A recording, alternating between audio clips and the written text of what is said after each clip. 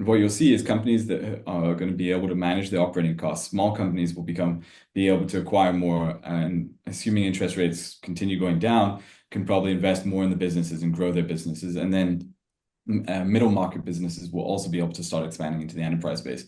Generally, what we see is coming out of these recessionary periods is where the next great businesses are forming.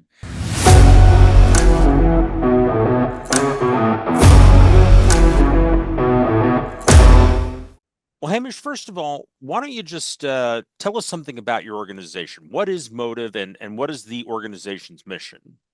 Yeah, well, firstly, thanks for having me on the show.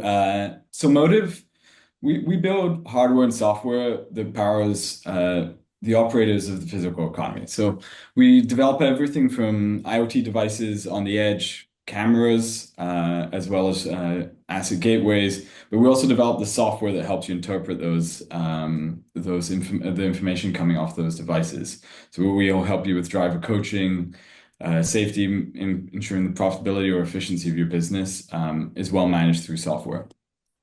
Now, we've got a report here from your company regarding a number of aspects of imports going on right now. And I want to clarify here, a lot of folks, when they hear ports, they think seaports, but you're looking at land crossings as well, right? Yeah, so in our latest economic report, we looked at both the Port of LA, but also Laredo border crossing in Texas, which accounts for about 40% of the imports coming in across the U.S. From the U.S.-Mexico border. So there's a huge amount of volume, and specifically in the data that we look at, like I said, we track a million assets and vehicles across more than a million in assets and vehicles across North America just now. And what we look at is a lot of the activity that's happening in these zones. Ports are high frequency zones. We're really interested in seeing what's happening in these zones when it comes to the trucks that are moving freight across the US. And especially seeing as it's a trend since approximately 2017, Mexico has just become much more important in the overall import dynamics of the US. We've been keeping pretty tight look into what's happening on those border crossings. I want to go ahead and dive into some of the figures in the report, findings for September specifically. And uh, I'm wondering if we can start with some of the major findings regarding volume at the ports. And you had a number of figures in there. Can you kind of walk us through what's happening in terms of the volume of imports? Yeah, so we look at it. Let's start with the U.S.-Mexico border. So what we looked at was Laredo border crossing. It's one of the most important border crossings for freight trucking shipments overall into the U.S. So first things like Mexico has been the number one importer into the U.S. For a long period of time now, superseding China. What we saw in Laredo is over a 24% year over year increase in number of truck crossings. A couple of things are driving this. We have the overall growth in the Mexican imports into the US. That's driven a lot by computing parts and machinery. Computing parts are up 20% year over year. So we've had a huge volume increase. And also we feel that there's an increase to shipments coming in slightly earlier. There's definitely going to be a much tighter freight market coming into the back end of this year. And so retailers overall, manufacturers overall are getting more prepared, and that means bringing in inventory earlier than previous cycles. So we've seen the Port of Laredo up 24% year over year. And then you can look across to the ports of LA, which was up in July, I think 60% year over year. In August, it was up 18% year over year. So you've had a large amount of shipments coming in at both these ports. So if we think further up in the supply chain, we care a lot about what's happening in the retail sector, and we issue a couple of different retail indices, is what's happening before it even gets into the warehouses, before it gets into the shelves. And so that's what we've been looking at is these ports of entry. Both are seeing very strong shipments. And I think both, one, there appears to be a demand increase coming from retailers. They are bringing in more. But also there's other macroeconomic events happening around us. So therefore, it being more prepared and bringing in imports earlier is a strategy we're seeing.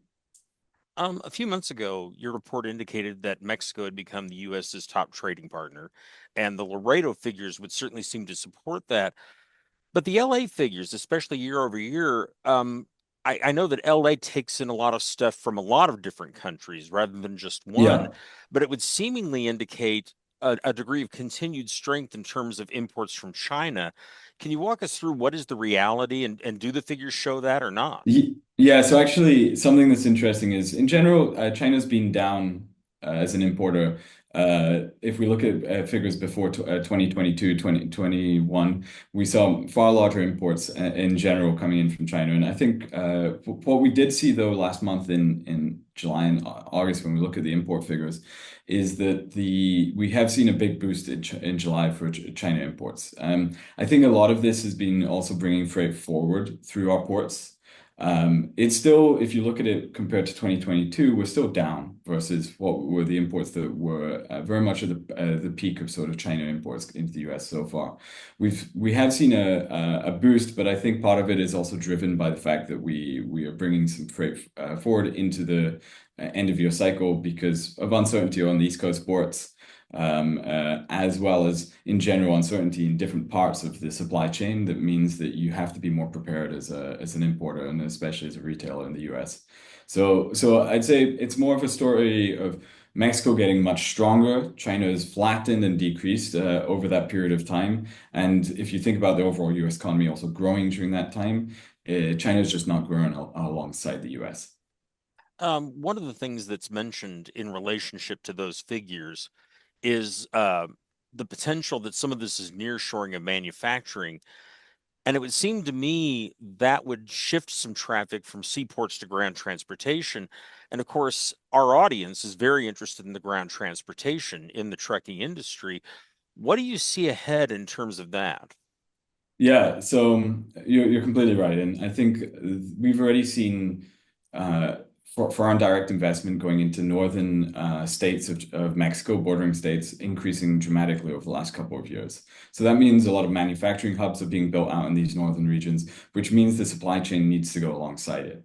And so there poses a huge opportunity, and you see that recently even with discussions like XPO buying different companies out in Mexico. You're going to see the supply chain there's actually a huge opportunity to be had down in Mexico for specifically trucking. So I think the transportation sector, I think about 75% of imports, give or take during a month, come in by road from Mexico.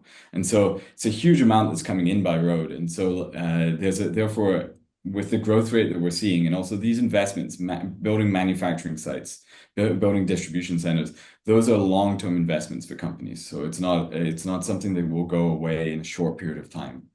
And so we see structurally that it's a very strong market, specifically for trucking. And we're already seeing different companies position themselves either by having subsidiaries out there or also by expanding their business to serve in the region. So I think it's for me, it's interesting as we look towards like the last, let's say, 7 years.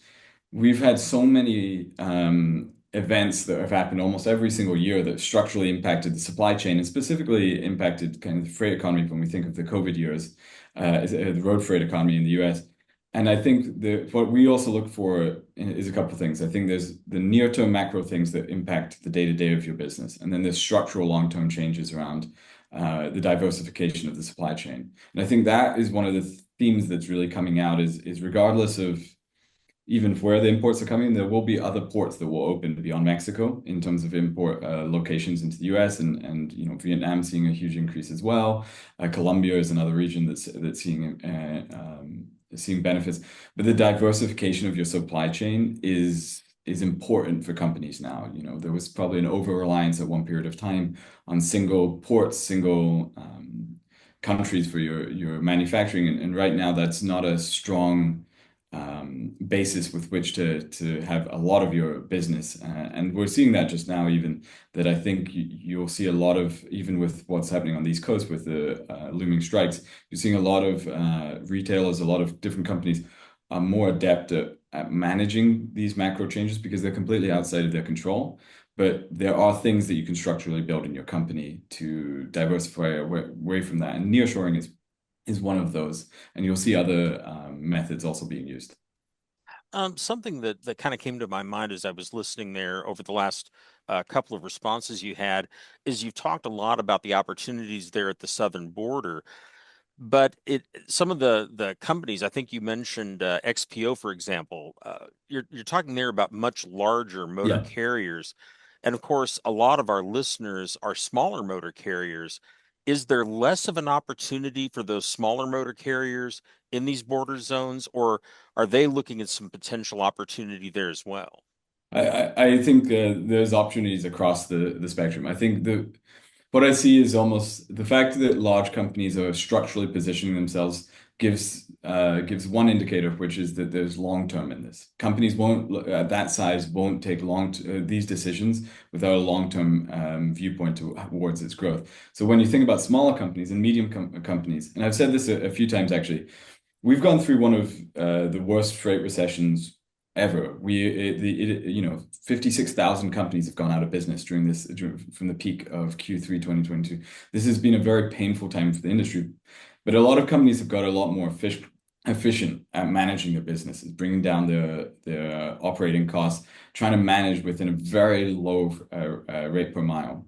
And what we're thinking about here is then this period is where you build the next big companies. Companies that are small companies will become mid-market companies because the freight prices will grow again. We'll always talk about the timing of them, but there will be a strength that comes back. This is a tailwind that will impact road freight by bringing in more road freight from southern borders, provides an opportunity. And what you'll see is companies that are going to be able to manage their operating costs. Small companies will be able to acquire more, and assuming interest rates continue going down, can probably invest more in the businesses and grow their businesses. And then middle market businesses will also be able to start expanding into the enterprise space. Generally, what we see is coming out of these recessionary periods is where the next great businesses are forming because they're able to capitalize on the opportunity and also they're able to operate much quicker pace. And they've also brought down their operating costs to therefore benefit from any upside that comes. So I see these as tailwinds for small carriers as well. Obviously, it's harder when you have a less distributed operation to operate in so many different areas, and each carrier will have to pick where they feel their strength is. But there's definitely an opportunity to be had there, and I think for those that worry about long-term investments, I think sometimes it's helpful to look at also what larger companies are doing because those are structural investments. When you look at large manufacturing sites being developed down there, especially in the computer technology space, those are strong markets, and I don't think you'll find many people who say that the computing space will not continue to grow if we look at the next decade. Okay. Well, unfortunately, we've run out of time, but I want to thank you very much for all the information. It's all very helpful. And again, thank you very much. No, no worries. Thanks very much, Mark.